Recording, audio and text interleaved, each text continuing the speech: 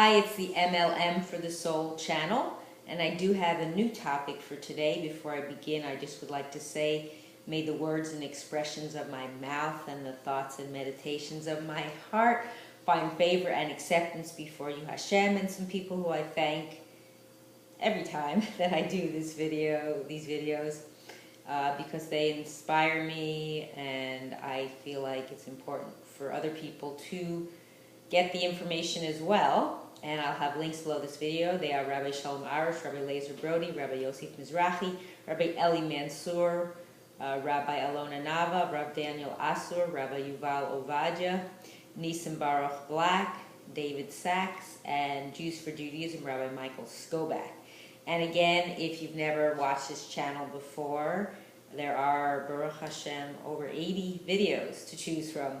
And if you don't know what M.L.M for the Soul is all about, then you want to check out the first video, which I did quite a while ago, because that's where I explain what M.L.M for the Soul is all about.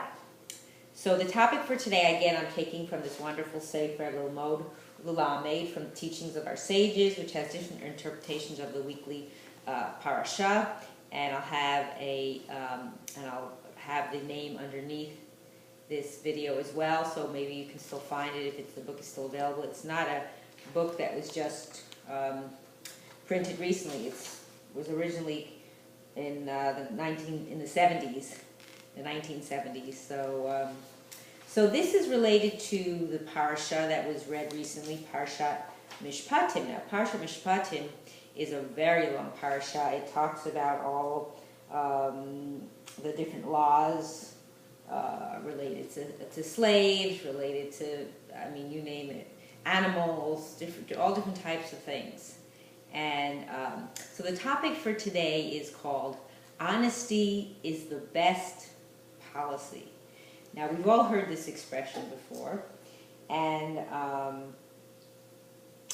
as far as this goes, in this book, what it talks about, in the Sefer, what it talks about is it says about, there might be those who think that the Jewish law consists essentially of the Ten Commandments.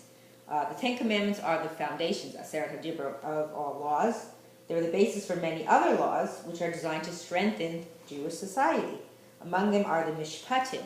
So the Mishpatim are the civil laws that protect the moral fiber of society. They help regulate relationships between man, encouraging truthfulness, sincerity, and kindness, while condemning immorality and deceit. So these are the mitzvahs that we emphasize are being adam lechavero, between man and man. So, for example, you can consider yourself religious. You can, be learning Torah, be praying every day, eating kosher, but then you're conducting your business deals dishonestly or fail to treat others with respect. So, how does this equate with following the Derech of Hashem? It doesn't. I mean, you could be doing one side okay, but the other side you're corrupt, so it doesn't really fit. So it all has to come together on both sides, what you do for Hashem and what you do for man. So the story I want to tell you about is about Rabbi Shimon ben Shetach, how he set the proper example for one who seeks to be sincere Jew in his relations with man and Hashem, as far as honesty goes. So what happened was, just to paraphrase a little, he was needing a donkey for his travel, so he bought one from an Arab. And neither of them noticed that there was a package in the saddle of the donkey. And then sometime later, this rabbi's students found the package, and they found a diamond. So they were so excited, they were like, wow, this must be worth a lot of money. If you sell it, imagine all the mitzvahs you'll be able to do with this money. But the rabbi said, I may be able to perform many mitzvahs with the money, but they'll never be able to cancel the demerit. They will be mine if I keep the property that is not mine. He said I have to return it rightfully to the Arab. But the students protested and said, well, why shouldn't you keep it? The Arab won't know that he lost it. He never knew it was there to begin with. I mean, I'm adding that on, but that's basically understood. So what does the rabbi say? Possibly, but Hashem will know what I have done. I did not earn the diamond, and it is not mine. If one claims to be a good Jew, he might be truthful at all times. Truthful, honesty, they go together. So what did he do? The rabbi returned the diamond to the Arab. The Arab couldn't believe it. He says, I can't believe that anyone could be that honest.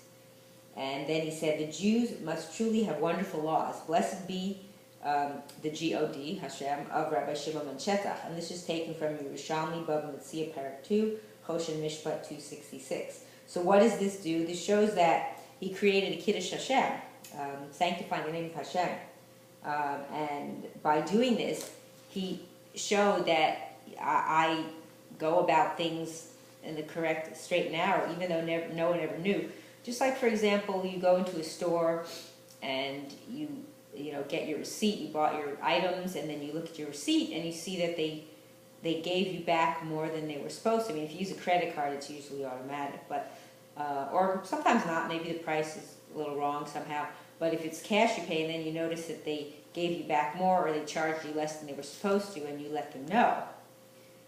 And if you're the type of person that's dressed in a way where people would recognize that you're Jewish, but if not, you may say something like, oh, this is how I live my life. I'm an honest person. I'm religious. I'm a Jewish person. I can't, just walk by even for a few pennies.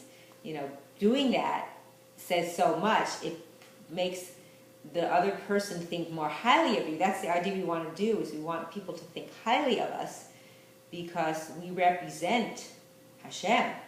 And he is honest and truthful too. MS. MS is the stamp of Hashem. So we want to be honest. So be honest in everything you do. And if you already look the part, then yes, people recognize you. But if you don't have like a man who has a kippah on his head or sits sticking out, something that shows that he is, a religious person. If you're a woman, then you might want to say something. Well, this is how we do. This is the Creator gave us these laws. We have to follow them. So we don't want to diminish. We want to elevate. We want to elevate Hashem by doing these things.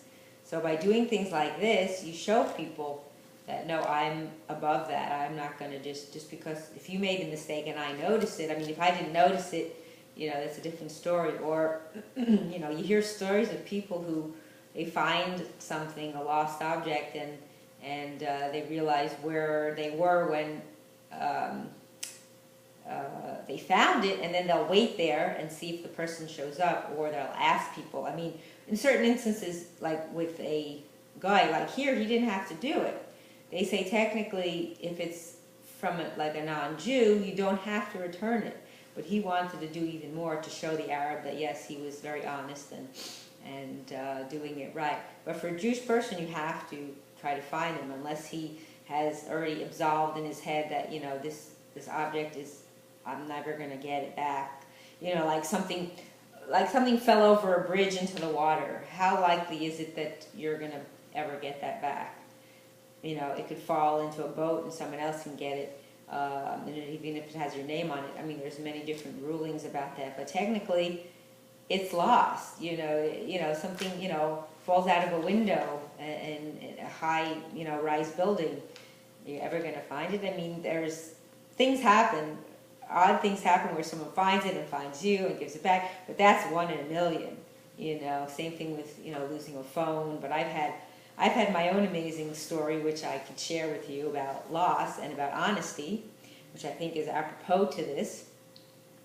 Is that let's see, there was a time when I was in the Target store of all things, but this does relate to honesty, and I was in the bathroom, and I guess I had some headphones in my ear listening to stuff. I wasn't paying attention. I was going through my bag, and I didn't realize I dropped something out of it. I go home, I take the bus home, and I go in my bag and I look for my wallet, and I can't find it. And you know how you freak out. I just freaked out. And I turned my whole bag inside out, upside down, threw it on the floor, emptied everything out, and it was not there. So what happens? Panic. Oh my gosh, what do I do? So what did I do? I called Target, and I described to them the wallet. They said someone found it. So I must have dropped it when I didn't hear it, because, it didn't make like a noise, like something else would make maybe a noise on the ground. And I described it, and it was exactly what it was. They have it in the drawer. So I rushed back on the bus, because the buses were still running, and I went to the store, and I described it, and it was there. Nothing was open, nothing was touched, nothing was moved. Everything was intact. So they say pay it forward. So someone did this for me. So what happened another time I think it was actually on Shabbat, but I happened to be in a bathroom. And it was a private bathroom with your own stall and sink and everything. And I saw something left on the counter. And I wasn't sure what it was, but it looked like it belonged to somebody. And this was actually in a place where there was like a front desk, like a hotel type place where I was using their restroom. And so I walk over to there and I say, I found this. And then they look up the name because I think there was maybe a credit card. And it was like a little pouch that you wear across your arm, like kind of like, it's not a real wallet, but kind of a pouch, but people use it as a wallet, like a hanging thing, like a little. So anyway, I give it to them and they call this person, and I wanted to wait till this person showed up, I think it was a she, yeah, and tell her the story and say, you see, someone did this for me. Someone was honest and brought the wallet when it happened to me in Target. So I'm returning the favor of the honesty and the goodness. They say, because that's what we do. And I hope you could do the same for someone else. So I think that was amazing. It just was, and I'm not sure what the time frame was between the two incidents. That I can't tell you for sure. But it was amazing that this happened, and I've had an incident like that with like a cell phone too, where someone found my cell phone somewhere, and then they called because I had another phone at the time, a home phone, because they told me that they had that happen to them in an airport, and someone found them, so they're also doing the same, returning the favor. So honesty is definitely the best policy, and we see that in the Torah, and I see that with Hashem, that we need to really be honest in our dealings with everyone, with people, because that's ultimately connects to doing everything that Hashem wants us to do. And I hope and pray that with us all doing the right thing and doing the MS of Hashem and the will of Hashem and the avodas Hashem, that we will merit to live and to see the coming of the Mashiach speedily in our days and rebuilding of our third and final everlasting Beis HaMikdash. Amen, and thank you for watching.